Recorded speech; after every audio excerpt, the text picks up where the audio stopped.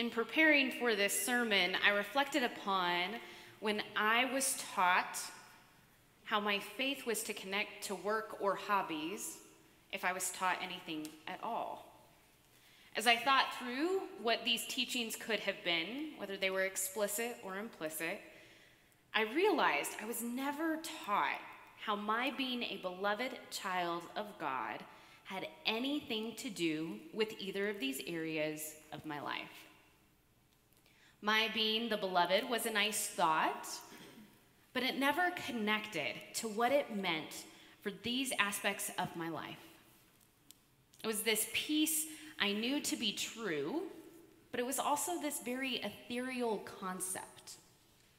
In this series that we are in for preaching on what it means to be the beloved in our lives, I have had time to reflect and think through if my being a beloved child of God actually matters to my work or my hobbies. Does allowing this identity of beloved really change me or impact my work? So today we explore what these texts in Acts might teach us and see if it matters or not, if being the beloved impacts what we do, and if it does, how. Our texts today come from portions of Acts chapter 18. The main characters we focus on in these verses are Priscilla and Aquila, a husband and wife who meet Paul because he shares the same trade as they do, tent making. Priscilla and Aquila move from being new in the faith to being disciples and mentors in the faith tradition of following Jesus. When Paul leaves town, these two are left in leadership. Towards the end of our readings, we see Priscilla and Aquila offer advice and guidance for a young disciple, Apollos. Their job as tent makers was never left to the wayside, but rather it was how they continued to care for each other and their community. We know them today as disciples in the early church, but in their community, part of their identity was their trade. I'm going to infer a few things from this chapter regarding the leadership of Priscilla and Aquila. I believe it was their experience of the beloved, of Jesus, that allowed them to learn that they too were beloveds. And it was this knowledge of both that changed how they engaged their work. As tent makers, they were not leaders in their community. Yet through their understanding of being the beloved and following Jesus, they took leadership roles when it came time. When Apollos arrives, we do not see Priscilla and Aquila get defensive of their territory, but rather see the gifts in this new apostle and work to help him grow. There is no note about their being jealous of the crowds he was drawing or the skills of his ability to speak. Being rooted in their beloved allowed them to support a fellow believer in this work. What I believe we can glean from Priscilla and Aquila is that when we are grounded in our identity as being the beloved, we are able to see our whole self without shame, guilt, or belittlement. That when we see others, we see them for who they are, without comparison to ourselves or a jealousy for what they have or can do. Ultimately, our belovedness matters in what we do for work and in our hobbies, because we can never divorce ourselves from this truth from which we were born. Just as much as you were knit in the womb, you were named beloved before you received your familial name. You cannot change the one whom bore you, and you cannot change the truth that your first identity is beloved.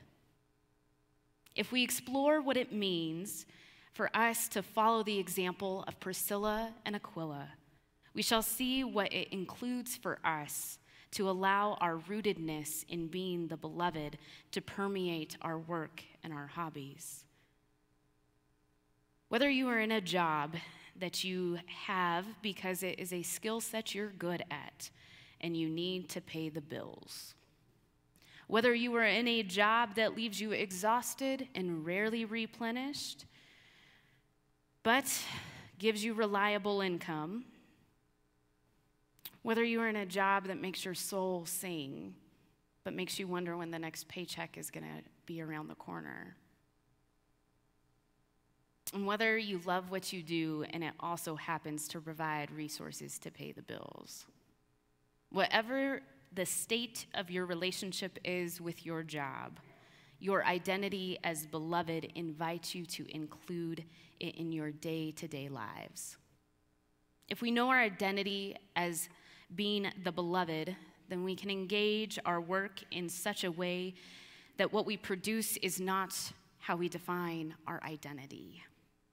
When we sink deep into the truth that we are the beloved, the hours we put into our job is not how we determine if we are successful. On the days when we are in full and complete chaos and heartache, we can allow our truth of being the beloved to disconnect us from those sources of harmful energy and realize that we are more than our work or that particular day at work.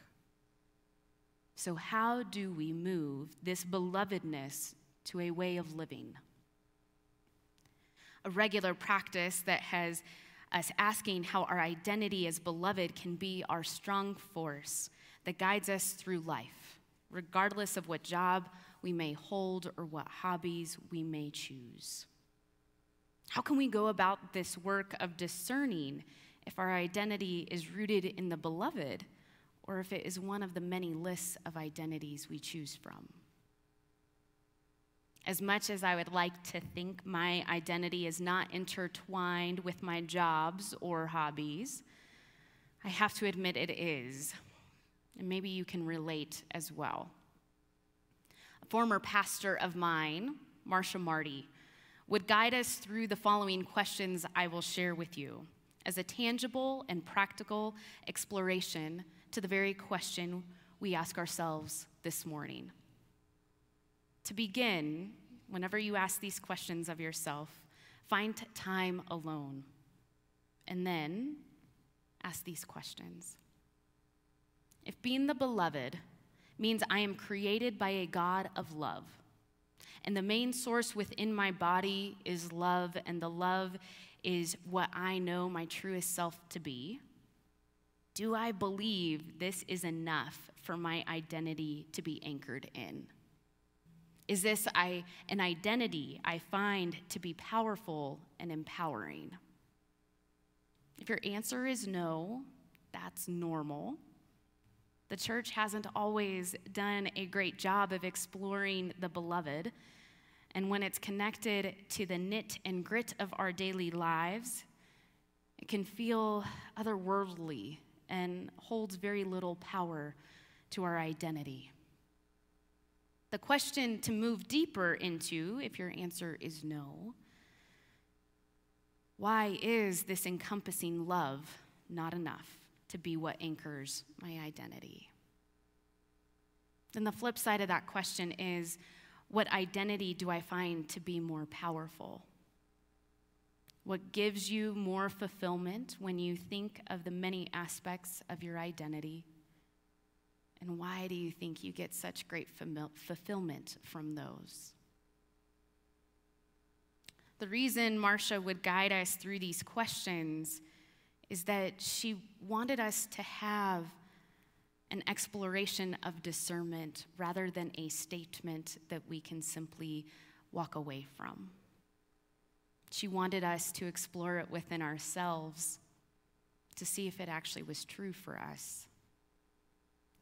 It is strange to think we must learn to allow this identity of beloved to be as strong as any other identity we have. It's strange because it was our very first identity. But it's important to remember that it is a process of continual learning. Being the beloved is not like receiving a diploma or a promotion. It is not a process with an end. Our identity of being the beloved is one we continue to learn in each season of life. I believe that is why it is important to learn questions of examination when it comes to our identity. If it was merely a statement, then it wouldn't flow with us as we continue to grow with it. Some of our seasons will be more receptive to this reality that we were born to live from, yet others will feel like a struggle that we will never actually be able to identify with. Try thinking through the following reality. God, the creating source of all that is beautiful in the world, created you and called you good. God created you as enough. When you breathe in and out the beloved force of good that has pulsed through your body since you were in the womb. You were called good. You were called beloved before you could do anything to earn it or impact it. It is the only identity that has been in your soul since before another human knew you were being created. In a society that says you must earn what you have, this is the one truth that contradicts that societal belief. You cannot earn your belovedness. It is freely dancing in your bones.